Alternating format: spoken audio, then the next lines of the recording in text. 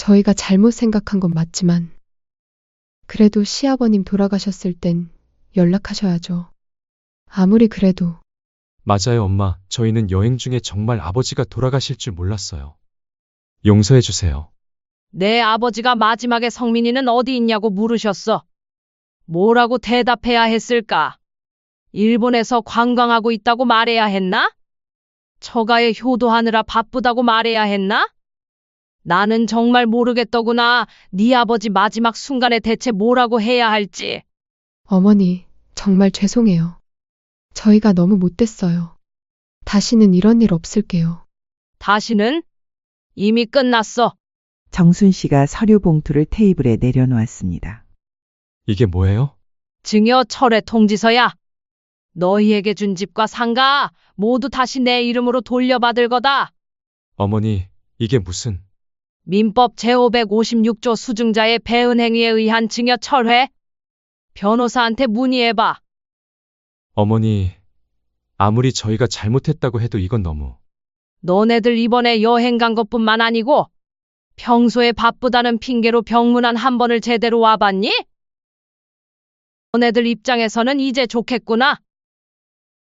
앞으로는 귀찮게 병문안 와달라고 사정하는 부모도 없을 거고 명절에도 생일 때도 올 시댁은 없을 거다.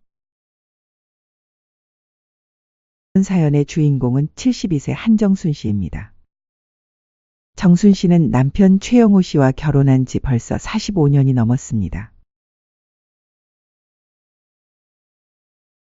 젊은 시절 연애 결혼으로 만난 두 사람은 그동안 크고 작은 인생의 풍파를 함께 견뎌왔죠.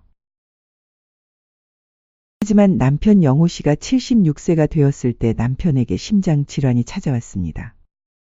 처음에는 가벼운 증상이었지만 점점 상태가 악화되면서 결국 장기 입원을 하게 되었죠. 정순 씨는 매일같이 병원을 오가며 남편을 간병했습니다. 새벽 6시면 어김없이 집을 나서 병원으로 향했고 밤늦게까지 병실을 지켰죠.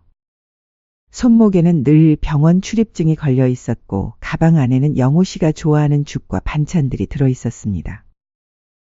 그런데 이상했습니다. 12세인 아들 성민이와 40세인 며느리 은주가 좀처럼 병문안을 오지 않았어요. 처음에는 이해했습니다. 성민이는 회사에서 중간 관리직을 맡고 있어 바쁠 테고 은주도 직장을 다니니까요. 하지만 주말에도 휴일에도 그들의 모습을 보기는 어려웠습니다.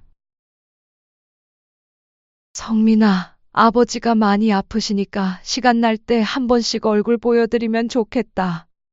얼마나 보고 싶어 하시는데. 순 씨가 조심스럽게 말하면 아들은 늘 같은 대답만 했죠. 알겠어요, 엄마. 요즘 정말 바빠서. 다음 주에는 꼭 갈게요. 하지만 다음 주가 되어도 아들은 오지 않았습니다. 그 다음 주에도 마찬가지였죠. 사실 정순 씨와 며느리 은주의 관계는 예전부터 썩 좋지 않았습니다. 결혼 초부터 며느리는 시댁과 거리를 두려고 했어요. 명절이 되면 노골적으로 불만을 표했죠. 어머니, 저희가 매번 올라가야 하나요? 요즘 시대에 그런 게 어디 있어요? 그래도 명절 때나 얼굴 안 보면 1년에 한두 번도 못 보잖니? 그래도 가족끼리 명절 핑계 대면서 얼굴 보는 거 아니겠니? 못 보면 못 보는 거죠. 저희도 맨날 일해서 명절 때나 돼서야 쉬는 건데요. 며느리의 이런 말을 들을 때마다 정순 씨의 마음은 아팠습니다. 하지만 아들을 생각해서 참았죠. 며느리와 갈등이 생기면 성민이가 곤란해질 테니까요. 젊은 사람들은 생각이 다르니까. 시간이 지나면 마음을 열어주겠지. 정순 씨는 늘 이렇게 생각하며 며느리를 이해하려고 애썼습니다. 처음에는 신혼이니까 그럴 수 있다고 생각했습니다. 하지만 시간이 지날수록 아들 성민이도 점점 거리감이 느껴졌죠. 엄마, 은주도 직장 다니는 몸인데 너무 자주 오라고 하지 마세요. 있잖아요. 며느리한테는 그게 다 부담인데. 성민이의 이런 말들이 정순 씨에게는 상처가 되었습니다. 며느리를 배려하라는 말은 좋지만 그래도 적어도 가족으로서 얼굴 한번 보자는 게 그렇게 부담이 된다는 건 이해하기 어려웠습니다. 며느리 은주는 원래 성격이 직설적이었습니다. 들려 말하는 법을 모르고 자신의 생각을 그대로 표현하는 편이었죠. 시어머니 앞에서도 마찬가지였어요. 어머니, 저는 시댁 행사에 참여하는 게 부담스러워요. 친정도 있고 제 일정도 있거든요. 제가 왜 시댁 눈치를 봐가면서 살아야 하나요? 또 제 인생이 있어요. 그렇게 우리랑 보는 게 부담스러웠니? 그럼요. 아무래도 편할 리가 없잖아요. 그건 맞지만 그래도 서로 노력을 해야 되지 않을까? 나라고 며느리가 마냥 편한 건 아니란다. 그럼 잘 됐죠 뭐.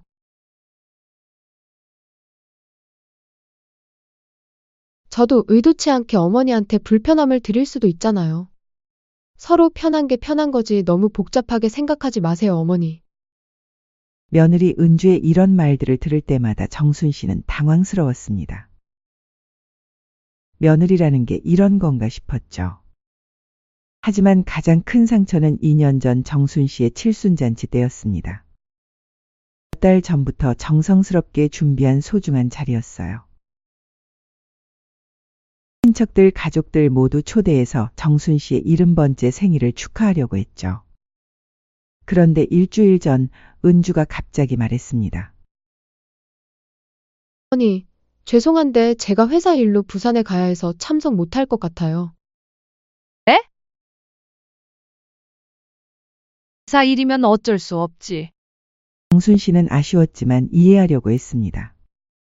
그리고 며느리가 시댁을 거리두어 왔기 때문에 그렇게 놀랍지도 않았죠. 순잔치 당일 친척들과 지인들이 모인 자리에서 정순 씨는 해명하기 바빴습니다. 우리 며느리가 요즘 워낙 일이 잘 풀려서 회사에서 놔주질 못한다네. 이번에 꼭 오고 싶어 했는데 말이야. 물론 거짓말이었습니다. 그날 밤 정순 씨는 한참을 고민에 빠졌죠. 10년을 살아오면서 이렇게 서럽고 외로운 적이 있었나 싶었죠. 가족이 된다는 게 정말 쉽지가 않구나. 그리고 지금 남편이 중환자실에 누워있는 상황에서도 일과 며느리의 태도는 크게 달라지지 않았습니다. 의사는 계속해서 안 좋은 소식만 전해왔어요. 정순 씨는 다시 성민이에게 전화를 걸었습니다. 성민아, 의사 선생님이 아버지 상태가 많이 안 좋다고 하시네.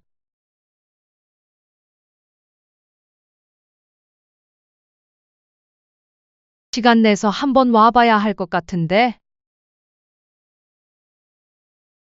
그래도 의학이 발달했는데 그렇게 걱정 안 하셔도 될 거예요. 일단 상황을 지켜보죠. 성민이의 대답은 여전히 심드렁했습니다. 마치 남의 일처럼 들렸어요. 그래도 성민아, 한 번만. 엄마, 지금 회사에서 중요한 프로젝트 진행 중이라 정말 빠질 수가 없어요. 아버지도 이해하실 거예요. 전화 너머로 은주의 목소리가 들렸습니다. 또 병원 이야기예요? 매번 그러시면 저희도 스트레스 받아요. 정순 씨는 전화를 끊고 한숨을 깊게 쉬었습니다. 내가 너무 많은 걸 바랐나? 남편이 위험한 상황인데 아들은 왜 이렇게 무관심할까요? 며느리야 그렇다 치더라도 친아들까지 이럴 줄은 몰랐습니다. 병실에서 잠든 남편의 손을 잡고 있던 정순 씨는 문득 무서운 생각이 들었습니다. 만약 남편이 정말 떠나게 되면 나는 혼자가 되는 건가? 성민이와 은주가 있지만 정작 의지할 수 있는 사람은 아무도 없는 것 같았어요. 칠순잔치 때처럼 언제라도 거짓말을 하고 외면할 수 있는 사람들이니까요. 정순 씨는 점점 깊어지는 외로움을 혼자 견뎌가고 있었습니다. 남편의 마지막 순간이 다가오고 있다는 걸 알면서도 그 무거운 현실을 홀로 짊어져야 한다는 사실이 너무 버거웠죠. 하지만 정순 씨는 아직 모르고 있었습니다. 앞으로 겪게 될 일들이 지금까지의 상처와는 비교도 안 될 만큼 큰 충격이 될 거라는 걸 말이에요. 남편 영호 씨의 상태는 날이 갈수록 악화되고 있었습니다. 어르신 상태가 많이 위험합니다. 심장 기능이 현저히 떨어지고 있어서 가족분들이 마음의 준비를 하시는 게 좋을 것 같습니다. 그러면 얼마나 더 버티실 수 있을까요? 정확히 말씀드리기는 어렵지만 길어야 일주일 정도로 보입니다. 정순 씨는 다리에 힘이 빠지는 걸 느꼈습니다. 45년을 함께 산 남편이 정말 떠날 시간이 다가온 거였어요. 병실로 돌아온 정순 씨는 잠든 남편의 손을 꼭 잡았습니다. 여전히 따뜻한 손이었지만 예전보다 많이 마른 것 같았어요. 성민아, 네, 엄마. 무슨 일이세요? 아버지 상태가 의사 선생님이 마음의 준비를 하라고 하시네. 정말 얼마 못 가실 것 같다. 전화 너머로 잠시 침묵이 흘렀습니다. 엄마, 또 그런 소리세요. 저번에도 그렇게 말씀하셨는데 아버지 멀쩡히 계시잖아요. 성민아, 이번엔 정말 다르다니까. 의사 선생님이 직접 엄마, 의사들이 원래 그래요.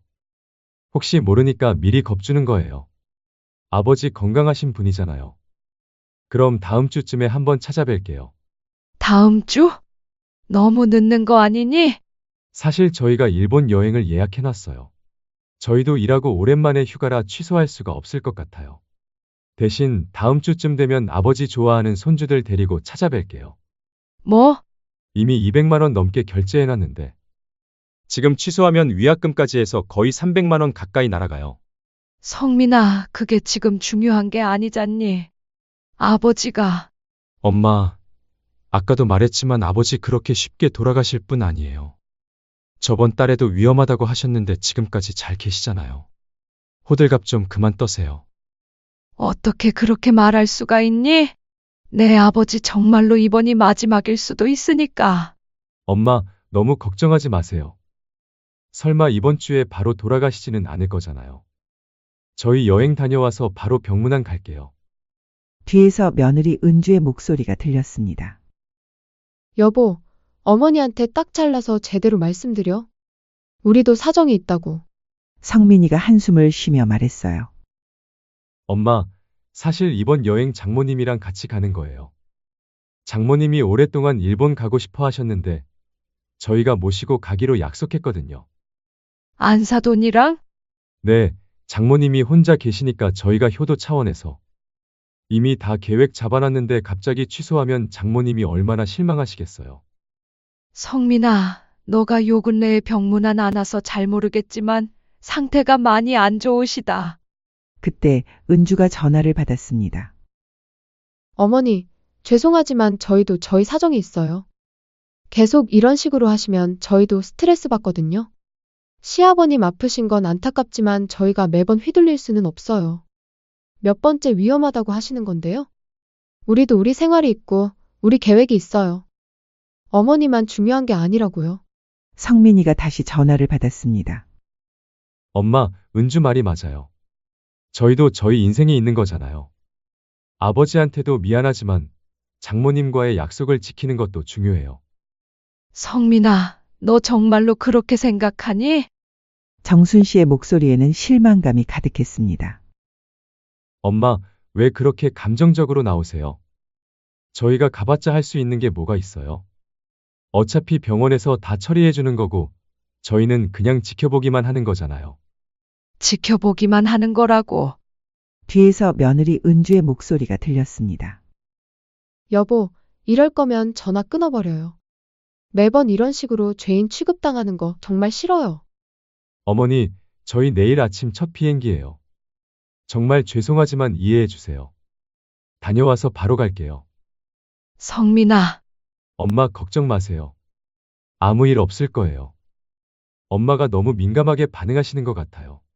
전화가 끊어졌습니다. 정순 씨는 한참 동안 휴대폰을 보고 있었어요. 방금 전 통화가 꿈이었으면 좋겠다는 생각이 들었습니다. 저희가 가봤자 할 수 있는 게 뭐가 있냐고? 지켜보기만 하는 거라고. 성민이의 말들이 정순 씨의 가슴을 후벼 팠습니다. 아버지가 죽어가는데 지켜보기만 하는 거라니요.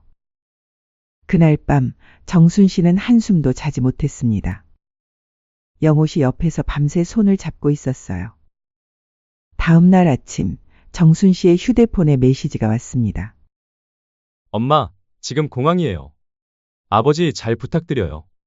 걱정 마세요. 아무 일 없을 거예요. 그리고 몇 시간 후 또 다른 메시지가 왔어요. 어머니, 일본 도착했어요. 장모님이 너무 좋아하세요. 아버님 괜찮으시죠?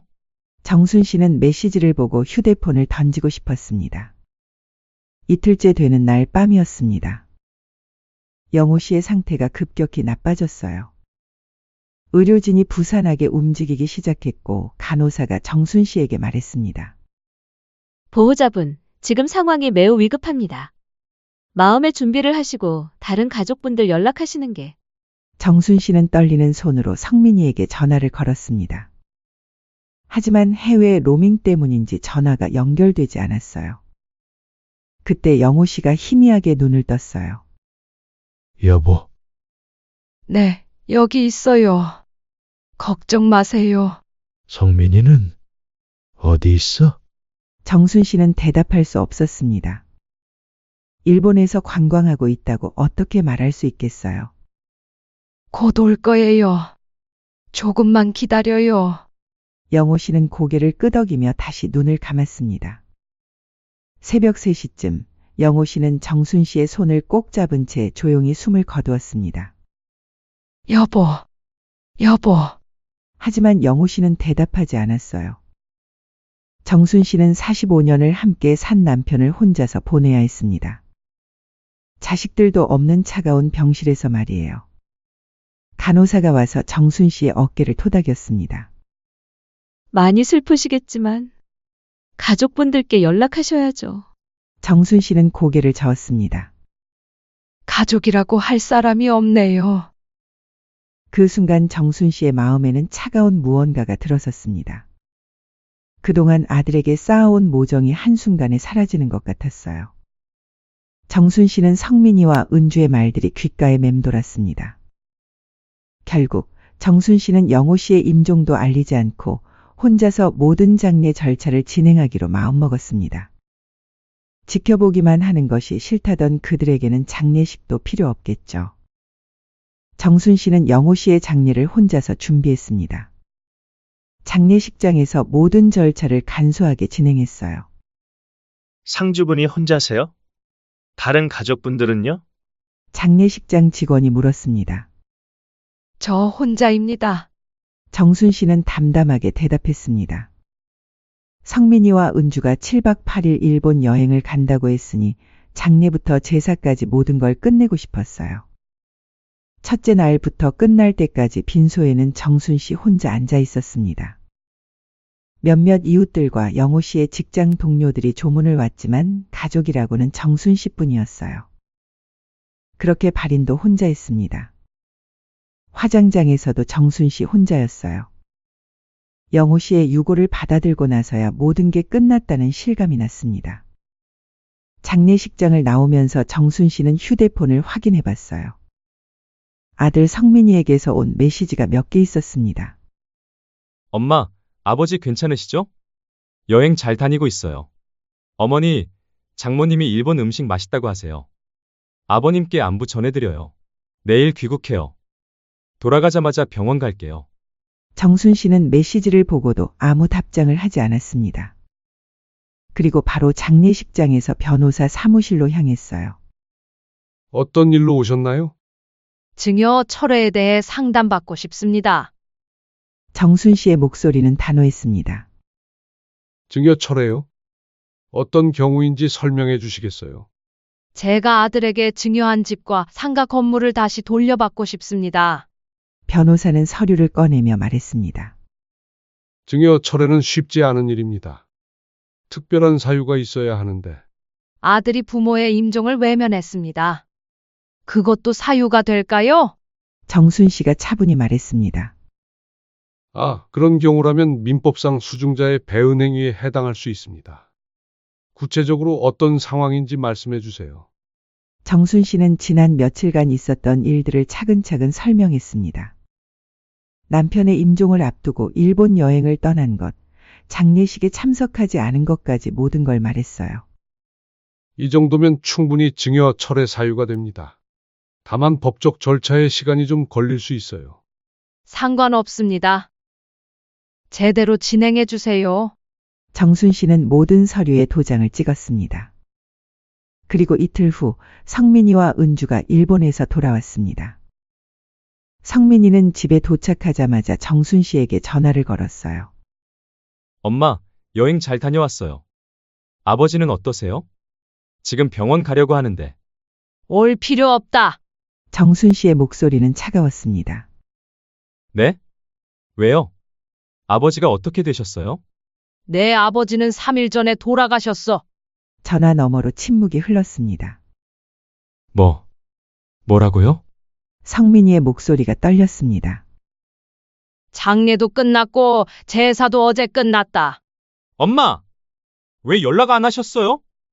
저희가 모르게 어떻게? 무슨 연락? 너희가 일본에서 맛있는 거 먹고 구경하는데 방해하고 싶지 않았거든. 정순 씨의 목소리에는 차가운 분노가 담겨 있었습니다. 30분 후 성민이와 은주가 정순 씨 집으로 달려왔습니다. 어머니! 이게 무슨 일이에요? 왜 연락도 안 하시고? 성민이가 숨을 헐떡이며 말했습니다. 연락? 여행 가기 전에 내가 연락했잖니? 내 아버지 위험하다고. 그때 뭐라고 했지? 정순 씨는 소파에 앉은 채 차분히 말했습니다. 그건 저희가 몰랐어요. 정말 그렇게 급하게 돌아가실 줄. 몰랐다고. 아무 일 없을 거라고 말하지 않았니? 그래, 여행은 재미있게 다녀왔으면 됐다. 성민이는 할 말을 잃었습니다. 은주가 나섰어요. 어머니, 저희가 잘못 생각한 건 맞지만, 그래도 장례식은 연락하셔야죠. 아무리 그래도. 너희가 먼저 아무리 그래도라고 말할 자격이 있니? 정순 씨의 눈빛이 차가워졌습니다. 어머니, 저희가 정말 잘못했어요. 용서해 주세요. 성민이가 무릎을 꿇으며 말했습니다.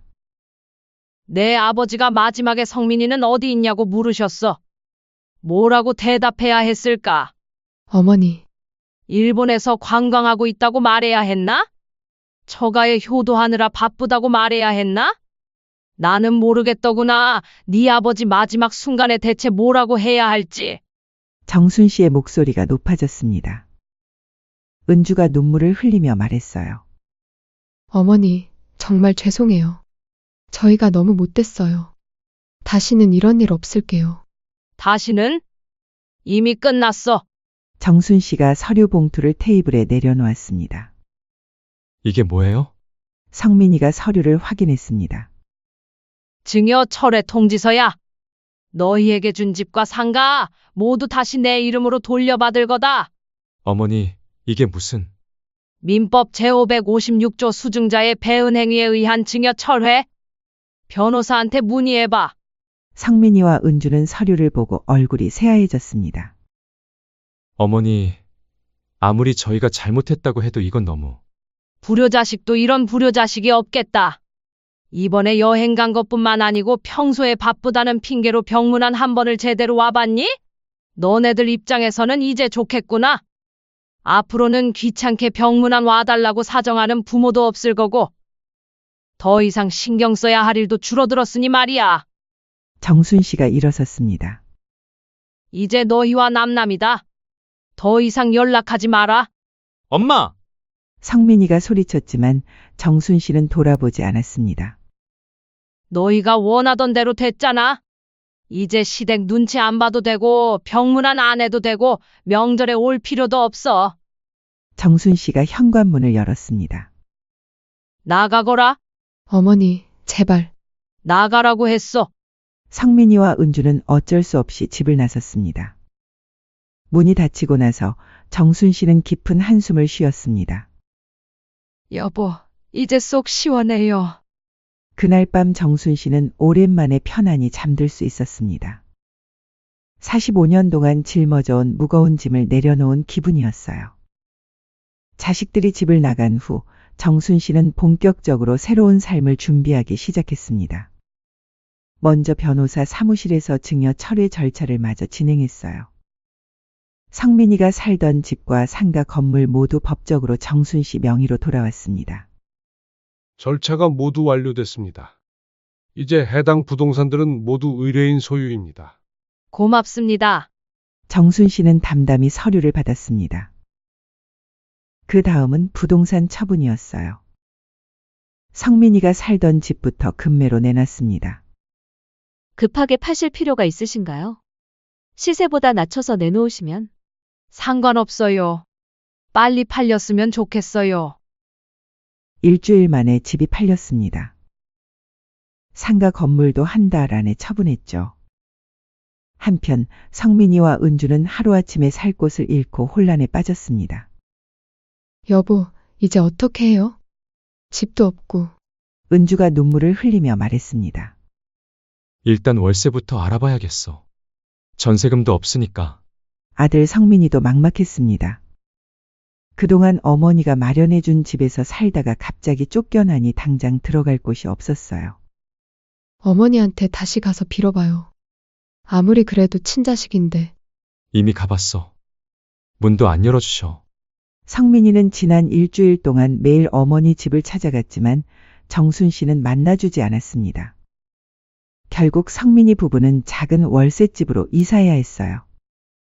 예전에 살던 집의 절반도 안 되는 좁은 곳이었죠. 은주가 한숨을 쉬었습니다. 그때 가지 말자고 했어야 했는데. 이제 와서 그런 소리해서 뭐해. 성민이도 후회했지만 이미 늦었습니다. 반면 정순 씨는 모든 걸 정리하고 고향인 전북 순창으로 내려갔습니다. 영호 씨의 유골함을 들고 기차에 오른 정순 씨의 마음은 이상하게 홀가분했어요. 순창에 도착한 정순 씨는 시내에서 조금 떨어진 한적한 곳에 작은 집을 마련했습니다. 마당에 있는 단층 집이었는데 영호 씨와 함께 노후를 보내기로 했던 바로 그런 집이었어요. 집을 꾸미는 것도 즐거웠습니다. 거실 한쪽에는 영호 씨의 사진을 모시고 작은 제단을 만들었어요. 매일 아침 차 한 잔씩 올리며 영호 씨와 대화했습니다. 여보, 오늘도 날씨가 좋네요. 마당에 꽃이라도 심어볼까요? 정순 씨는 텃밭도 가꾸기 시작했어요. 상추, 고추, 토마토 같은 채소들을 심고 매일 물을 주었습니다. 이웃들도 친절했어요. 시골이라 그런지 정순 씨가 혼자 사는 걸 안쓰럽게 여기며 자주 안부를 물어줬습니다. 그렇게 몇 달이 지나자 성민이에게서 연락이 왔습니다. 엄마, 어디 계세요? 집에 가봐도 계시지 않고. 정순 씨는 전화를 받지 않았습니다. 문자도 왔어요. 어머니, 제발 한 번만 연락 주세요. 저희가 정말 잘못했어요. 추석이 되었습니다. 정순 씨는 간단히 차례상을 차리고 남편에게 절했습니다. 그날 밤 성민이에게서 전화가 왔습니다. 정순 씨는 한참 망설이다가 전화를 받았어요. 엄마, 성민이의 목소리는 울먹이고 있었습니다. 오늘 추석인데 차례는 지내셨어요? 지냈다. 정순 씨의 대답은 짧았습니다. 저희가 가서 도와드릴까요? 필요 없다. 늘 항상 혼자 했는데 새삼스레 왜 그러니? 엄마, 제발 용서해 주세요. 저희가 정말 잘못했어요. 성민이가 울면서 말했습니다. 용서? 이미 끝난 일이야. 엄마, 아버지 제사는 어떻게 해요? 저희가 가서. 내 아버지 제사도 내가 알아서 할 거야. 너희는 신경 쓰지 마라. 살아계실 때 잘했어야지. 이제 와서 이게 다 무슨 소용이니? 정순 씨는 전화를 끊어버렸습니다. 남편 영호 씨의 기일이 다가왔습니다. 정순 씨는 혼자서 제사상을 차렸어요. 영호 씨가 좋아하던 음식들로 정성스럽게 준비했습니다.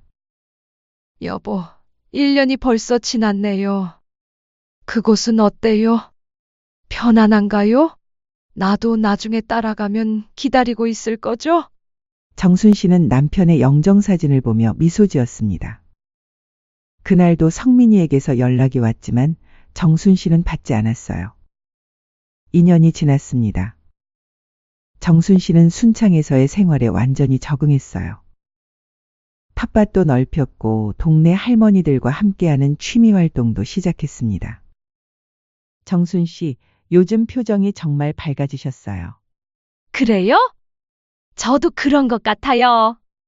정순 씨는 진심으로 행복했습니다.